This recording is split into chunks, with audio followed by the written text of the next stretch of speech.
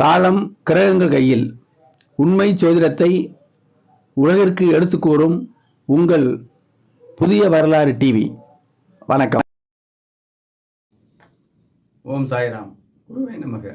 உலகம் முழுக்க பரவி இருக்கின்ற தமிழ் நெஞ்சங்கள், ஜோதிட ஆர்வலர்கள் அனைவருக்கும் மதுரை ஜோதிடர் சாய் செல்வத்தின் இனிய வணக்கங்கள்.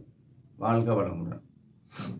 மங்களக்காரகன் எனக்கூடிய செவ்வாய் பகவான் தனுசு ராசியிலிருந்து மகர ராசிக்கு, தனது உச்ச ராசிக்கு பிப்ரவரி 6ஆம் தேதி முதல் மார்ச் 15ஆம் தேதி வரை அங்கே நிலை கொண்டுள்ளார். உச்சமாக செவ்வாய் இருக்கிறார். இந்த உச்ச செவ்வாயின் அந்த ஆக்டிவேஷன் பலன்கள் 12 ராசிகளுக்கும் என்ன செய்யும் என்பதை தொடர்ச்சியாக கூறி வருகிறேன். இன்றைக்கு ராஜ ராசியான ஆளுமை திறன் கொண்ட சிம்ம ராசியினருக்கு இந்த செவ்வாயுடைய பயிற்சி என்ன பலனை தரும் என்பதை பார்ப்போம். செவ்வாய் மங்களகாரகன். பூமி, நிலம், அந்த மருத்துவம், காவல், இந்த மாதிரி பணிகளுக்கு அந்த செவ்வாய் உகந்தவர் ஆவார்.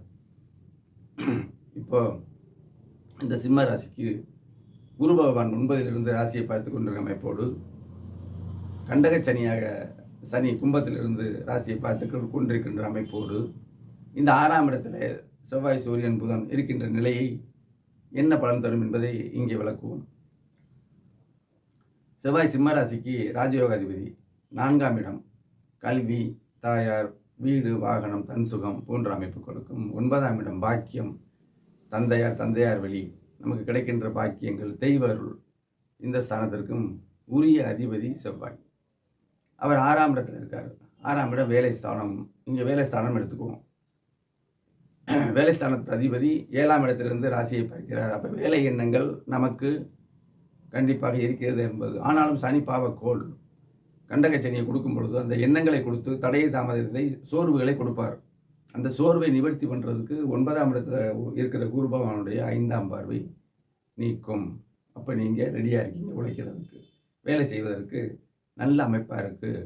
இந்த 45 நாட்களும் கண்டிப்பாக உண்டு.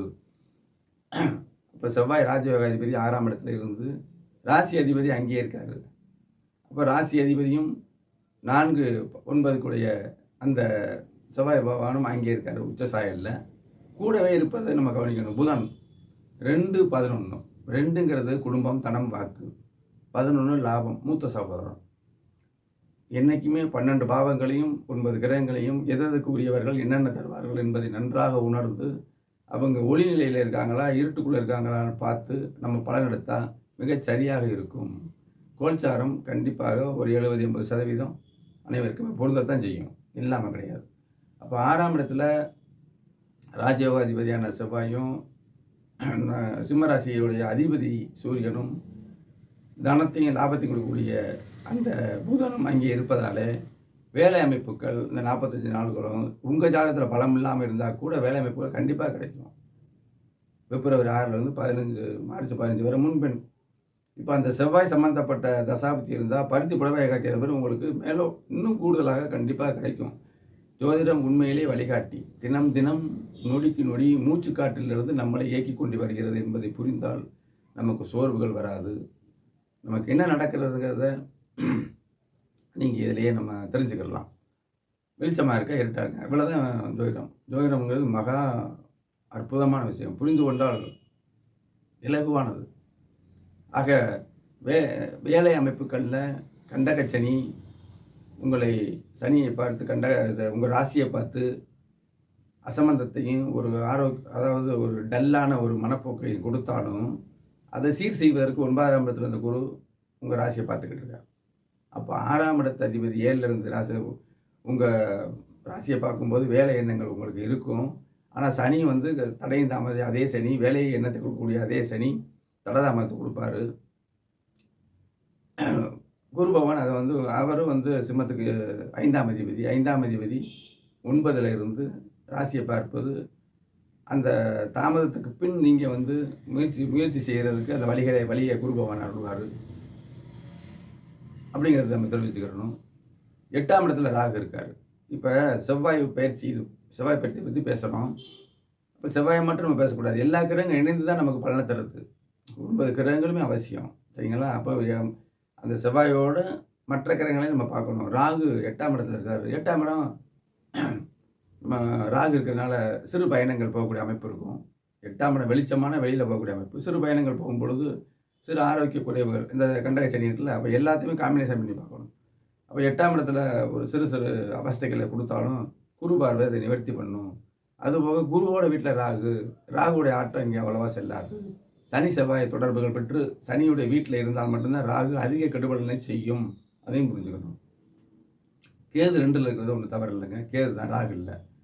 அப்போ அந்த புதன் உச்ச செவ்வாயோட சேர்ந்துட்டாரு. பலன்கள் ஈடுகட்டப்படும். முத்தாய்ப்பாக நான் சொல்ல வருவது, இந்த செவ்வாய் பயிற்சி உங்களுக்கு தனவரவும் லாபமும் தன் சுகமும் பாக்கியங்களும் கிடைக்கும். எதன் வழியாக? வேலை அமைப்பின் வழியாக உச்சமான கிரகம் நல்ல பலனை தந்தே தீரும்.